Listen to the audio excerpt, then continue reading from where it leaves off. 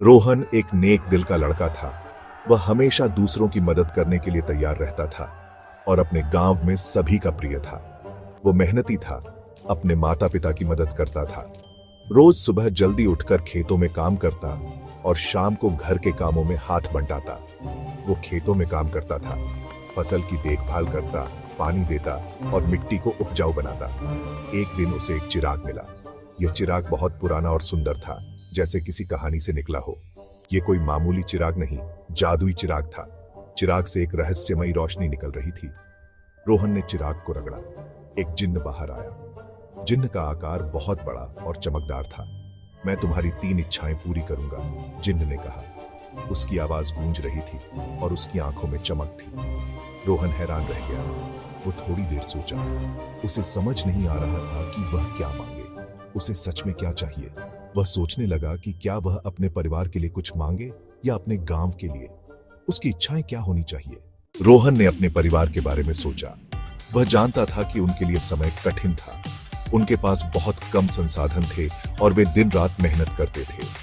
वे बहुत मेहनत करते थे। हर दिन सूरज उगने से पहले ही वे खेतों में काम करने लगते थे और देर रात तक काम करते रहते थे। उनके खेत में फसल अच्छी नहीं हो रही थी। सूखा और खराब मिट्टी ने उनकी मेहनत को बेकार कर दिया था। फसलें कमजोर और बीमार दिख रही थीं। काश मेरे परिवार की अच्छी फसल हो, रोहन ने कहा। उसने एक पुरानी कहानी सुनी थी जिसमें एक जादुई जिन्न इच्छाएं पूरी करता था। जिन्न ने उसकी इच्छा पूरी कर दी। अचानक एक चमकदार रोशनी के साथ जिन्न प्रकट हुआ और उसने रोहन की बात सुनी। फसल लंबी और मजबूत हो गई। खेत हरे भरे हो गए और फसलें लहलहाने लगी। यह किसी चमत्कार से कम नहीं था। रोहन के परिवार की फसल बहुत अच्छी हुई। वे सभी बहुत खुश थे और उनकी मेहनत का फल मिल गया था। वे बहुत खुश थे। रोहन भी खुश था।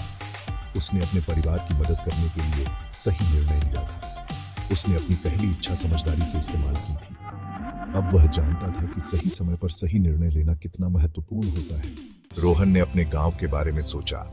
वह अपने गांव के लोगों की हालत देखकर बहुत दुखी था। बहुत से लोग बीमार थे।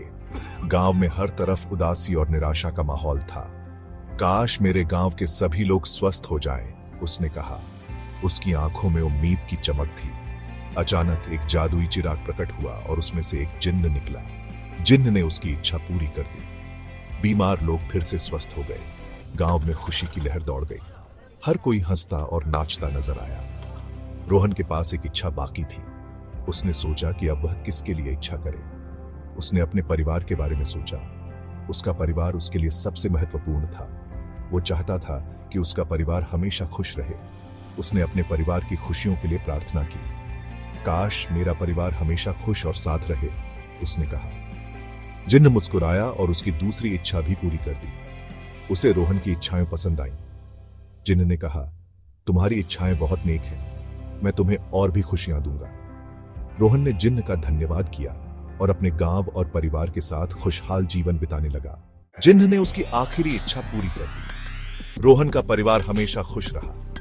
वे हमेशा साथ रहे। रोहन ने एक जरूरी बात सीखी।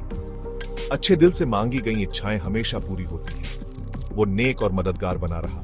वो जानता था कि असली खुशी अंदर से आती है। रोहन की तरह बनो, नेक बनो, मददगार बनो, अपने आप के प्रति सच्चे रहो।